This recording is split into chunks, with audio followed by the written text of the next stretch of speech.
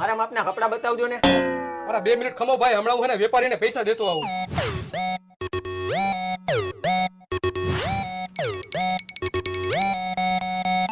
આ ક્યારે આવશે? લાવને આ બહાર ગયો હે ને, થોડો પૈસાનો હાથ મારી લઉં. કપડાનો હાથ મારીશ ને તો ખબર પડી જાય.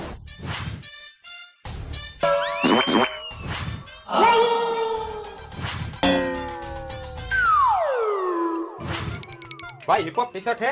ઈ મને ખબર નથી, દુકાનનો માલિક બહાર ગયો હે, થોડીક વાર રહીને આવજો. સારું હાલો ભાઈ, તો હું થોડીક વાર પછી રહીને આવું.